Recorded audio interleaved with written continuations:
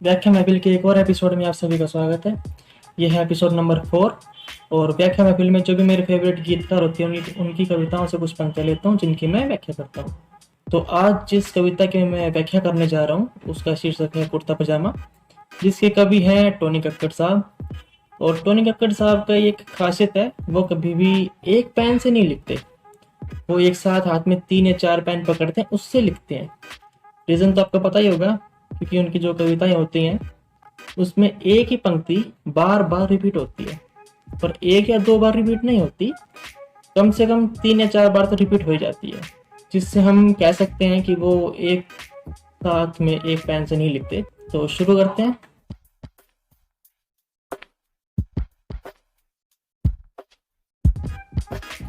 प्रसंग की बात ना ही करे तो अच्छा है, क्योंकि प्रसंग उन कविताओं में होता है जिनमें कुछ सार हो, जिनमें पता हो कि कवि क्या कहना चाह रहे हैं, तो उनमें हम प्रसंग निकाल सकते हैं। लेकिन टोनी कक्कड़ की कविताओं में कुछ पता नहीं होता कि वो क्या कहना चाह रहे हैं। वो बस तुकबंदी करते हैं, पिछली पंक्ति से अगली पंक्ति में तुक मिलाते हैं और कुछ भी नहीं करते।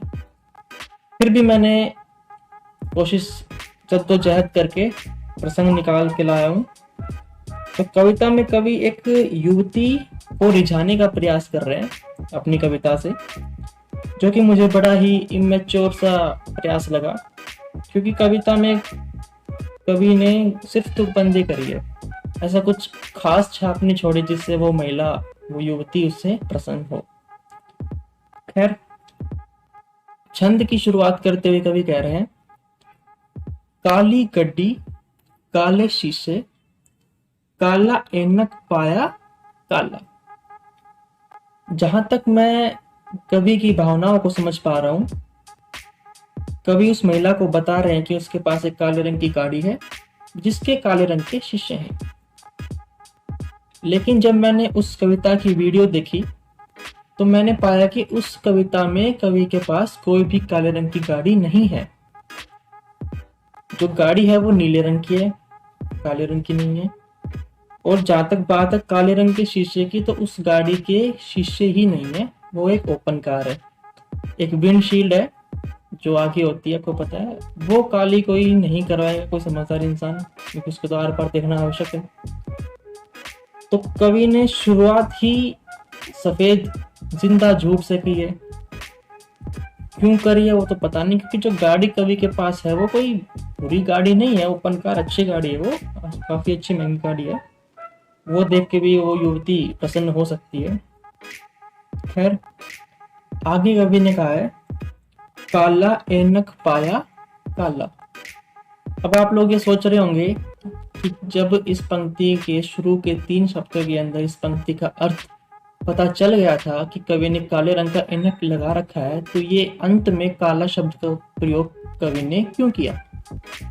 ये काफी सोच समझ के किया गया शब्द का प्रयोग है, और क्यों किया है वो मैं आपको आगे बताऊंगा।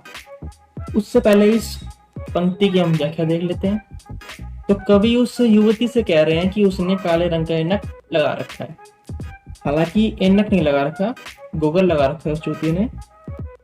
ऐनक अलग होता है, जो आपने देखा होगा हमारे गांधी जी लगाते थे, गोल गोल, आंख कमजोर होती है ना, स्पेक्स जिन्हें कहते हैं, जिनकी आंख कमजोर होती है वो लगाते हैं, उन्हें उसे कहते हैं ऐनक, स्पेक्स को कहते हैं ऐनक।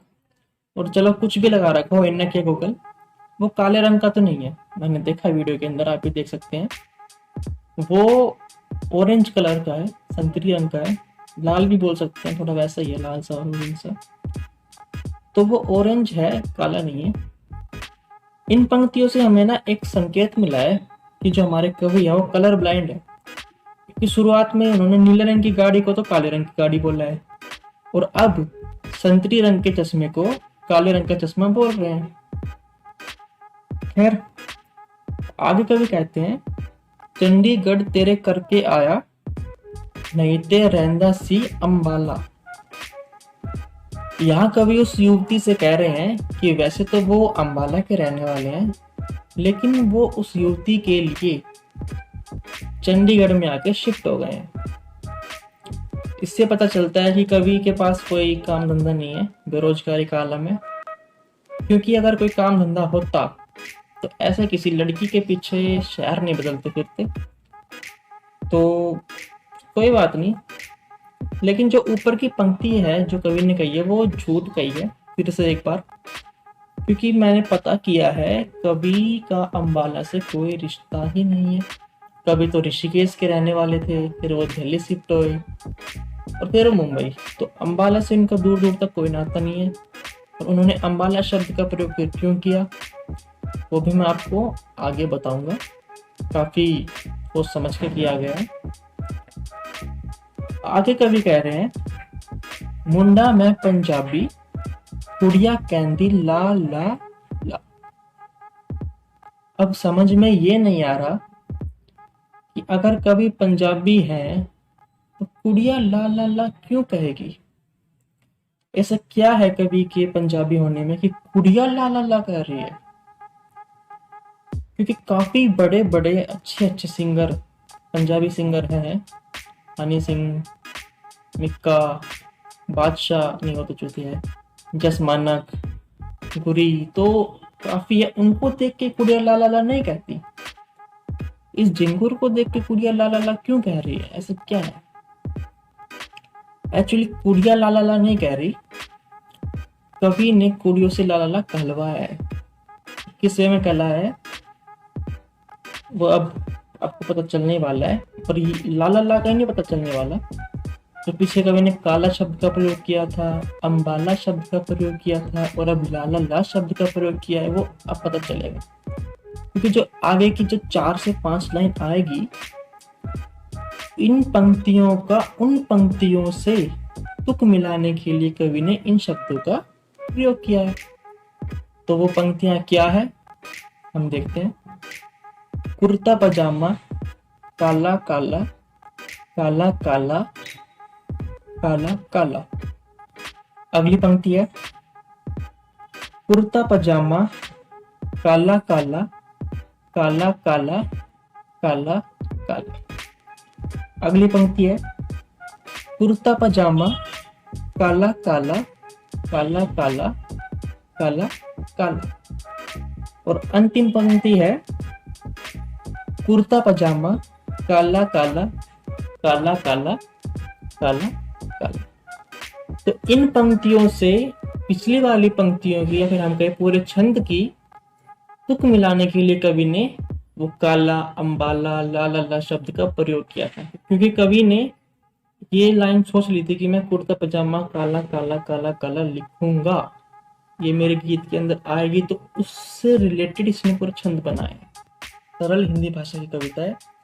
कविता में अनुप्रास अलंकार का प्रचुर मात्रा में प्रयोग किया गया है। आप देखेंगे काला काला काला में क्या क्या क्या आ रहा है, और कुड़िया कहंदी में क्या क्या आ रहा है, मुंडा में पंजाबी में मैं आ रहा है।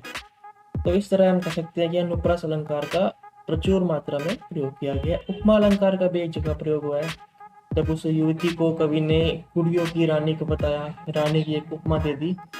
तो इस प्रकार से उपमा अलंकार का प्रयोग किया गया है। तो ये थी आज की वीडियो। पसंद आए तो लाइक कीजिए, कमेंट कीजिए, शेयर कीजिए और सब्सक्राइब करिए चैनल को। तब तक के लिए गुड बाय।